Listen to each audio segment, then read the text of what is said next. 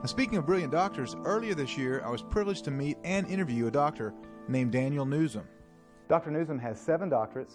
He teaches at 4 different medical schools. He's a toxicologist and also an osteopath.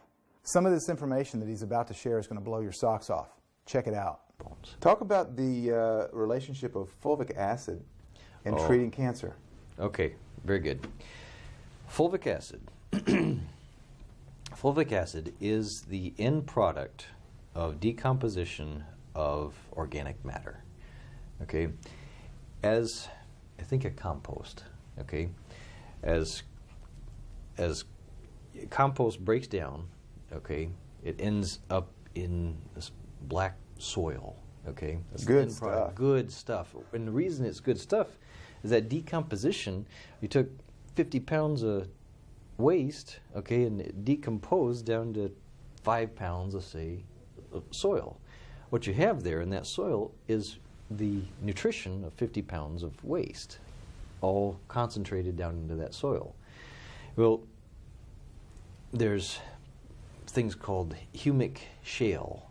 They're deposits all around the world, and what they are is deposits of, well, somehow at some point in history there were massive forests that got thousands of tons of dirt dumped on them, followed by thousands of gallons of water.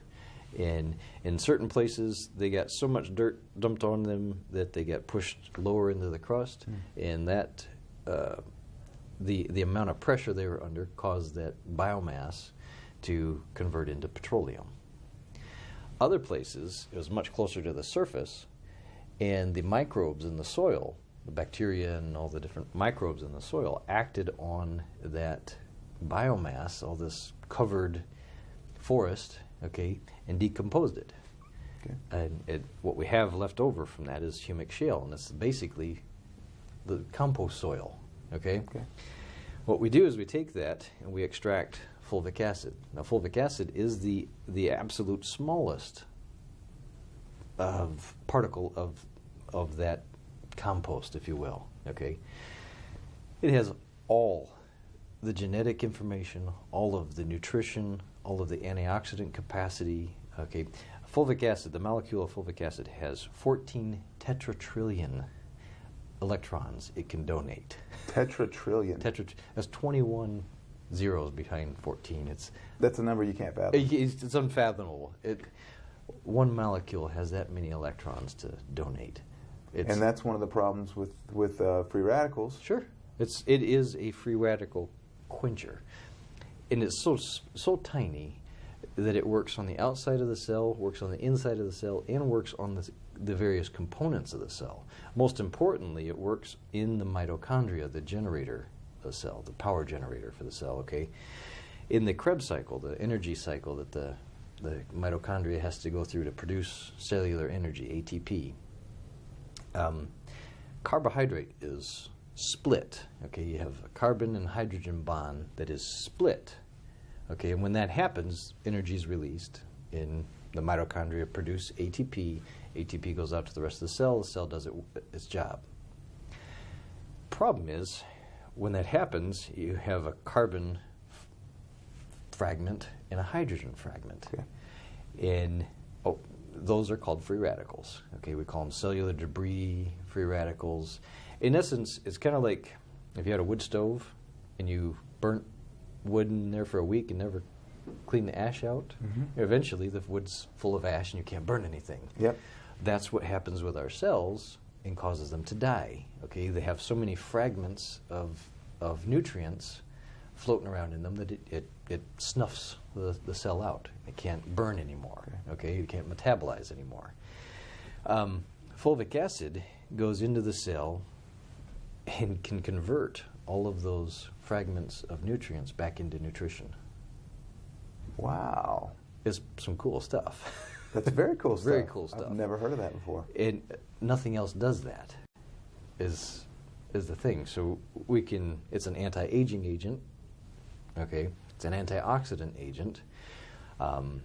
It's a molecule that will carry electricity, okay? So it acts as an electrolyte in your cell. without minerals. It's one of the, it's a phenomenon.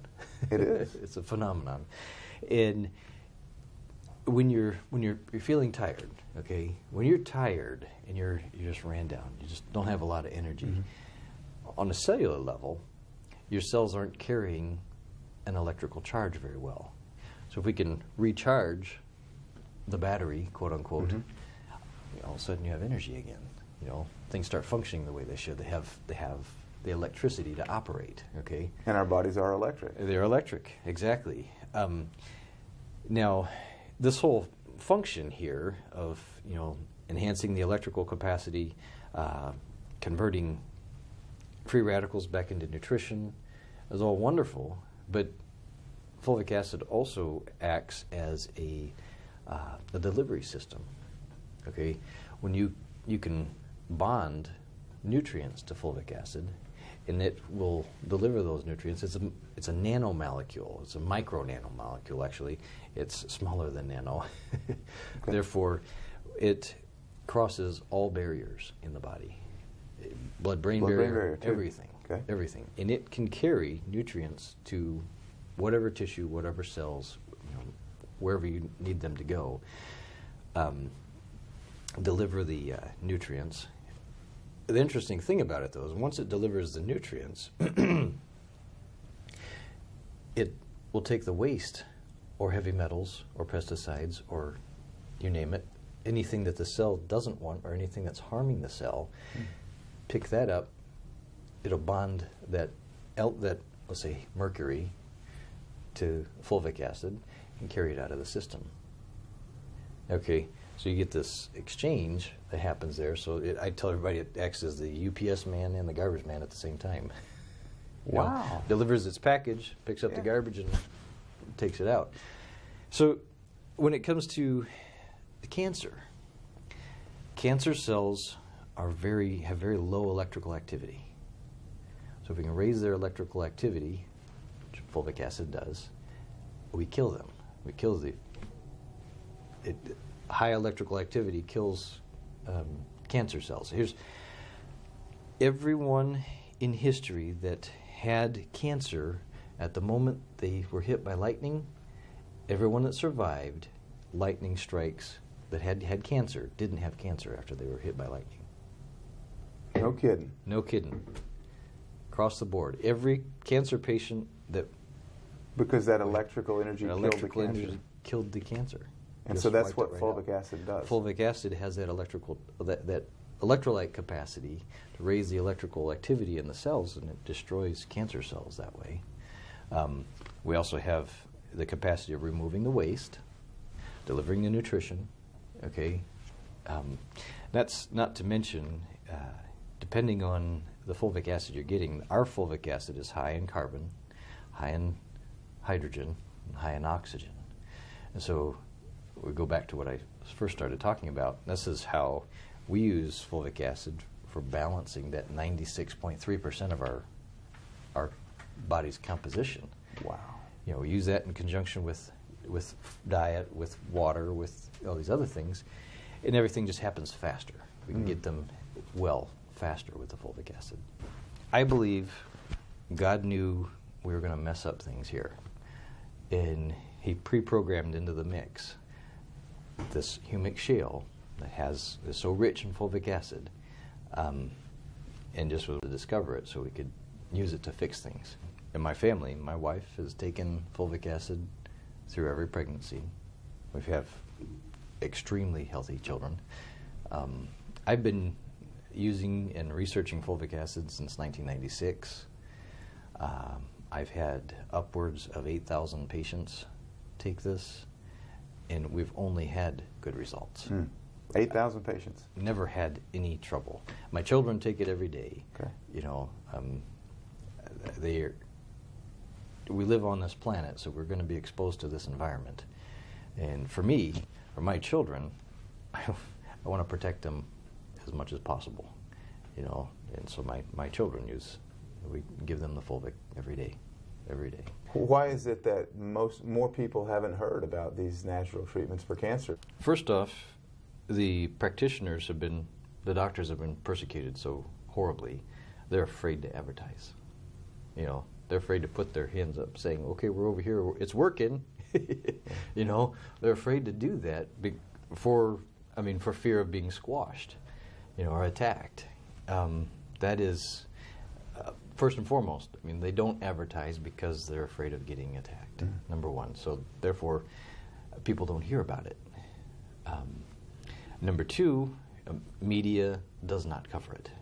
You know, media has no coverage of what's happening there. Not to interrupt you here, but a perfect example is that a while back we had the CDC story of the vaccines, the MMR vaccine being definitively linked, the whistleblower, right. autism, and where was the media coverage? Zero. You know, those folks trying to get the story out were even, I mean, they're even under fire for doing that. You right. know? That's the problem. You know, the politics of medicine are keeping people from getting better. Is the problem. When you say the politics of cancer, kind of elaborate on that. What do you mean by that? How do we make the maximum amount of money on cancer? That's the politics. Bottom line is money. Bottom line, if the pharmaceutical companies cannot patent a treatment, okay, they can't maximize their income on it. They can't maximize their profit shares, okay? Therefore, it doesn't behoove them to use those types of remedies, you know? And if you could sell a medication to a patient to keep them alive, okay, maybe extend their life, keep them alive, not make them healthy, but extend their life. You know, every month that they have to buy that medication is another sale you made. Okay, right. This is the business of medicine. That's how it works. And, yeah. I mean, it's unfortunate. I mean, medicine is as much a business as it is a practice anymore, and it's a shame.